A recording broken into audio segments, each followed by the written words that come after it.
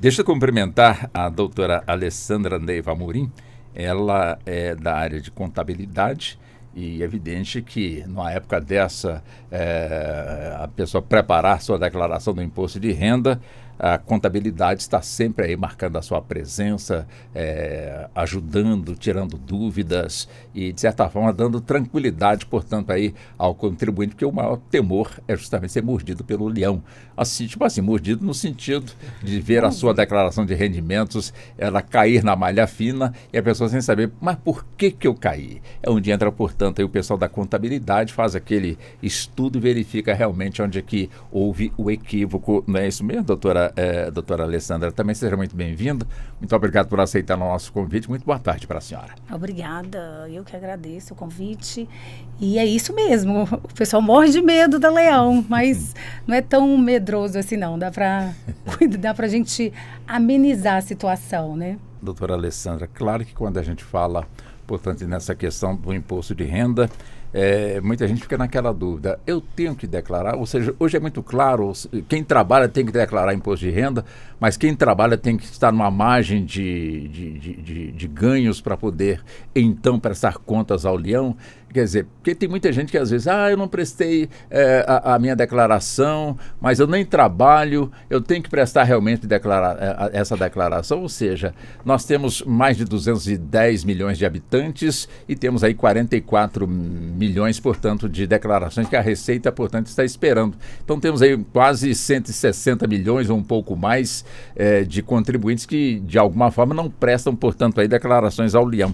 Quem, na realidade, tem que prestar essa conta? Olha, todo mundo que no ano de 2023 recebeu acima de 30.639 é obrigado. Então, são vários motivos que são obrigados a declarar. Então, eu tenho que olhar primeiro o meu faturamento, quanto que eu realmente recebi. Esses recebimentos, tanto assalariados como de aluguel, rendimentos isentos e não tributáveis. Então, são várias regras para dizer se eu sou obrigado ou não. Outra obrigação, quem tem um bem que foi uma mudança boa, para quem tinha um bem até 300 mil reais, ele até 300 mil, ele era isento de declarar. Esse valor passou para 800 mil. Então, se eu tinha uma casinha lá, pequenininha, né, que herança dos meus pais, eu era obrigada a declarar se esse bem fosse até 300 mil. Agora passou para 800 mil. Então, assim, eu tenho que ver quais as regras que eu entro para dizer se eu sou obrigado ou não. Outra coisa, se eu recebi rendimentos isentos acima de 200 mil reais, também são obrigados. Quem tinha recebido o ano anterior era 40, então houve uma melhoria também nessas faixas, né? Aí a gente pergunta, por que a Receita melhorou essa faixa, por exemplo, de isento de 40 mil para 200 mil? Porque ele está de olho no pessoal que recebeu mais tributável, né? Teve mais rendas, que gerou mais negócios, né, isentos não tributáveis nesse caso. O que é a pré-preenchida? Pelo .gov.br, pelo cruzamento de informações de dados que a Receita já tem, eles vão simplesmente apurar essas informações vindas de cartórios, cartão de crédito, instituição financeira, Pix, eles vão juntar tudo numa informação e já vai trazer sua declaração mais ou menos pré-preenchida. Mas essa pré-preenchida também vem com erros. Por exemplo, às vezes vem questões, por exemplo, vou te dar um exemplo do ano passado. Bens, por exemplo, eu adquiri um bem no cartório, ele vinha declarado, só que na verdade o valor não era aquele todo para mim, era meu e da minha esposa 50%, aí veio 100% só no meu CPF. Então, assim, pode vir informes errados, porque tudo é um cruzamento de dados. Então, às vezes, a fonte pagadora declarou lá na DIF essa informação errada de um rendimento assalariado meu, por exemplo, aqui do tribunal. Venho com valor e era outro. Quando você tem 30% de despesa, às vezes até fiz um tratamento médico de câncer, não sei o quê, mas esse valor é muito alto em relação ao meu rendimento, é um motivo de malha para verificação se realmente você realmente gastou com aquilo. E se eu utilizar o preenchimento da minha declaração também usando a inteligência artificial? Não, aí você pode ter chance de erros também. Mas eles usam de lá, por que eu não posso usar de cá? Não, é porque na deles não é, eles não usam a inteligência artificial. Eles usam o cruzamento das informações. Sim. Por que às vezes gera malha fiscal? Porque às vezes o cruzamento deu algum erro em algum lugar. Por exemplo, quando eu vou no dentista, que ele ainda me entrega o recibo, aquele recibo, aquele recibo de pessoa física, se ele não tiver o cuidado de, na hora de fazer a declaração de imposto de renda dele, o dentista colocar o CPF de quem tomou, de quem tomou o serviço dele, ele cai em malha. Então, assim, precisa, cai todo um cruzamento. Ou não, cai o contribuinte. Cai o contribuinte, cai malha lá, porque eu gastei psicólogo. Fui na psicóloga particular e peguei aqueles recibozinhos de azulzinhos aí. Se ela não colocar na declaração, a psicóloga não colocar o CPF, a data, o mês daquele pagamento, provavelmente eu vou cair em malha fiscal. No caso de prova, ele solicita o comprovante de pagamento para aquela psicóloga. Então, não, mas eu paguei em dinheiro, não quero. Então, eu quero ver o saque do pagamento. No caso de malha, assim, onde alguns fiscais, né, eles solicitam, ele não acredita que você ainda pagou aquilo ali em dinheiro.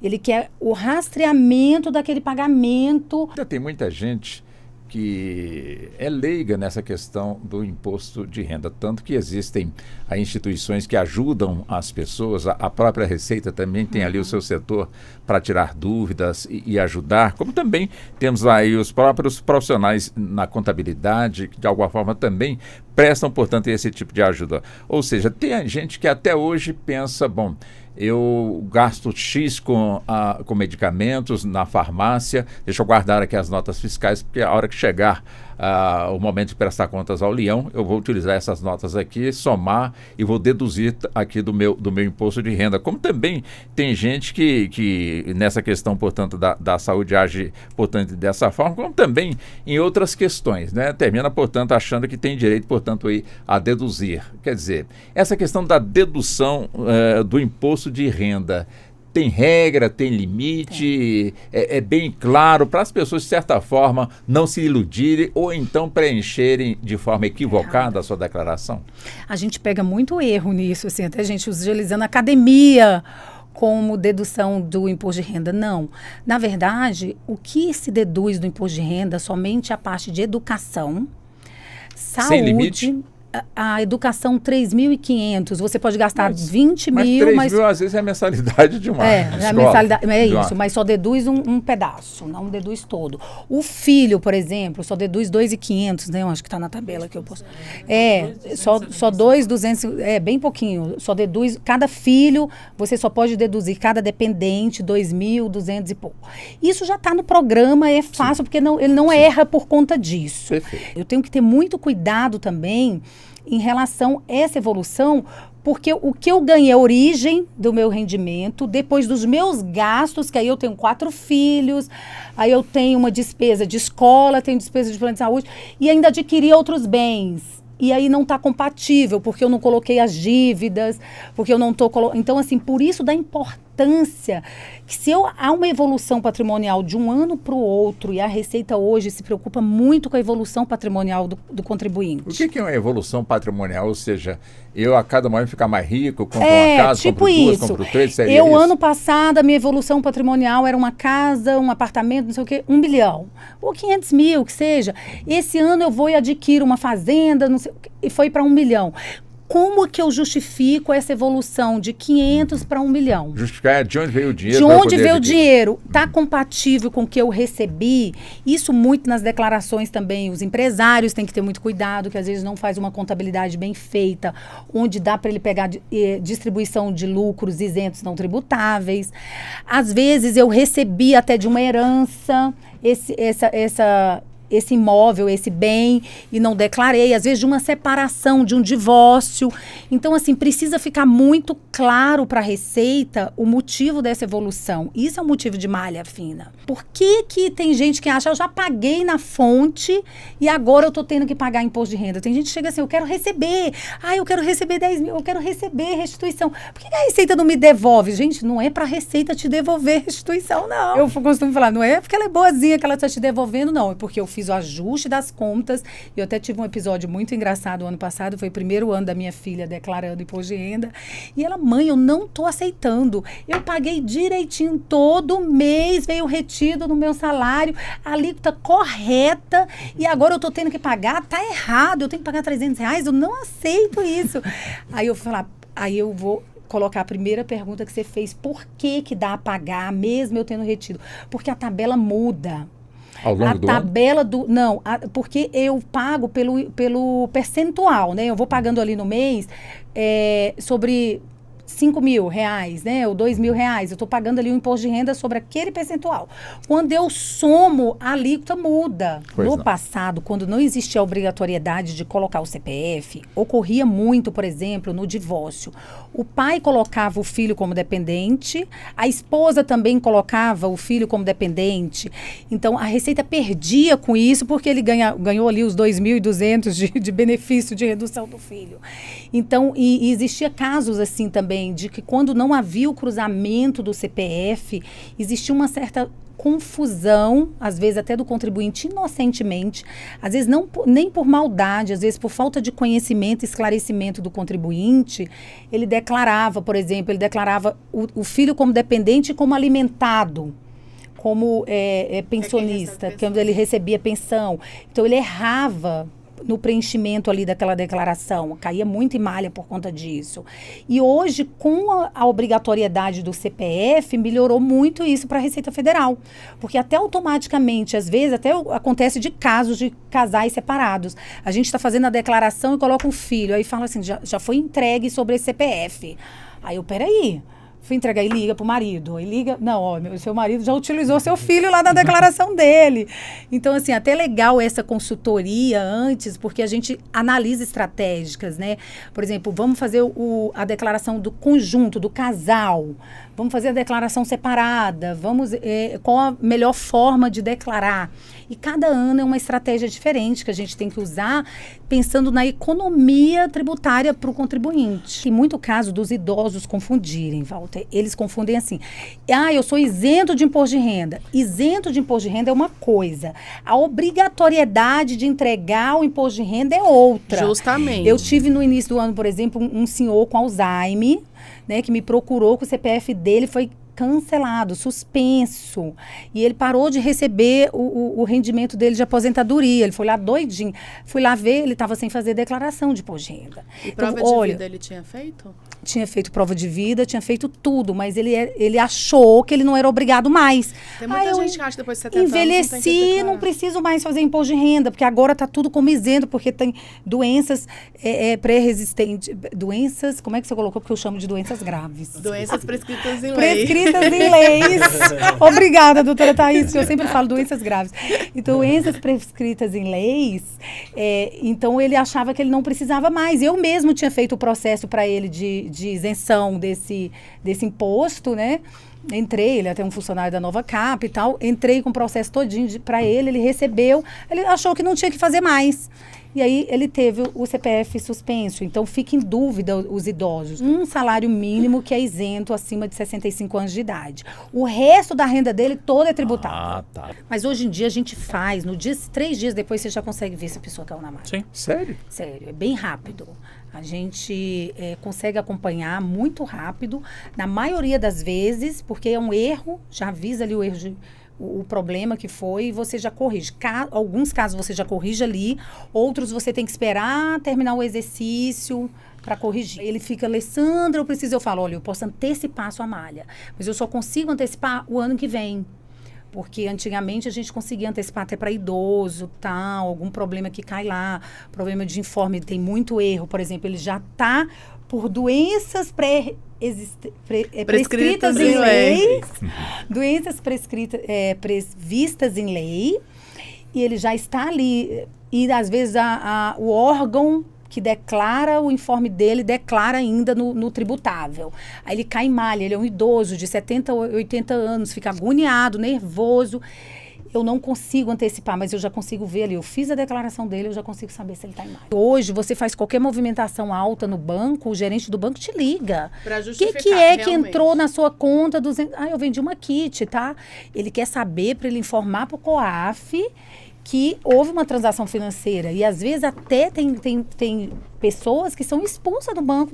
Não quero a sua conta porque eu não sei de onde esse dinheiro está vindo. Eu costumo falar para o produtor rural, eu tenho muito produtor rural também, que ele tem que fazer a declaração do produtor rural, ela multiplica a declaração da pessoa física. Então, assim, eu tenho que colocar os bens do produtor rural, eu tenho que colocar as dívidas do produtor rural, então eu tenho que colocar toda a terra, o tamanho da terra, os animais que eu tenho, quantos nasceram, quantos morreram. Então, assim, a declaração de produtor rural também não é simples, muito pelo contrário. E está dentro desse mesmo prazo? Dentro desse mesmo prazo e dentro dessa mesma declaração. Existe uma aba lá dentro que eu abro e vem atividade produtor rural e vem todas as coisas, bens, dívidas, receita, despesa, quanto que eu faturei, quanto que eu gastei. E dependendo do valor, do volume, ela tem que ser feita ainda uma declaração à parte, que é o livro caixa, direcionando ainda a conta corrente de movimentação bancária, porque antigamente era só livro caixa. Eu só dizia, entrou e saiu. Como a Receita está muito mais organizada cada vez mais, ela agora quer a origem do banco. Ela quer que eu vincule ao banco, por exemplo, de onde que eu recebi, de qual banco que veio aquela fonte, para onde eu paguei, por qual banco eu paguei. Então, assim, é uma contabilidade bem mais avançada. E às vezes o produtor rural nem tem conhecimento dessa declaração aí também. Peguei um produtor rural esse mês, ele vendeu 5 milhões no ano, achei muito. E ele não tinha o livro caixa, e os bens dele não estavam. Eu fui falar, eu falei, olha, mas aqui, você não tem os bens, você tem um trator, você tem isso na fazenda, você tem... Isso tudo é valor, a gente tem que incluir. Então, às vezes, a falta de orientação, gente, é muito grande do contribuinte também, né? Às vezes, lá o cara tá lá, um produtor de maracujá, produtor de alface, vende ali na feirinha, e às vezes ele não tem esse conhecimento.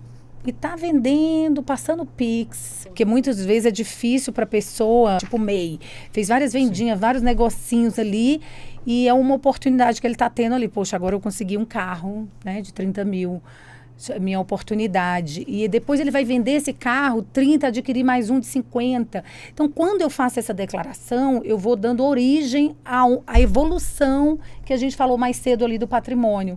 Caso contrário, de repente, eu acordo e durmo e amanheço no imposto de renda com 50. De onde que eu arrumei isso? Quando você faz a declaração, mesmo sem estar nos requisitos obrigatórios, você vai dando origem às coisas que você tem. Então, assim, a gente precisa começar, porque de repente eu apareço com algum dinheiro e não tenho origem. Então, eu gosto da declaração desse detalhe, porque eu vou dando origem à minha vida, minha vida financeira, né? Eu vou virando gente perante a Receita Federal. Quer dizer, o profissional em contabilidade, quer dizer, para muita gente, esse profissional só atende empresa.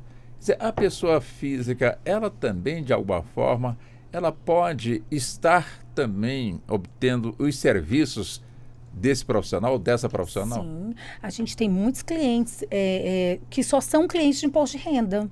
Só são clientes de pessoa física mesmo. Tanto que eles são autônomos, às vezes dentista ou psicólogo. Às vezes ele não tem uma empresa, ele atende como autônomo ainda, como pessoa física, e ele nos procura só no final do ano. O produtor rural, eu tenho uma produtora rural que vende na feira do Guará frutas e verduras. Todo final de ano ela vai lá para eu fazer o livro caixa dela, e o caixinha dela todinho, de o que ela comprou, o que ela vendeu do ano todo.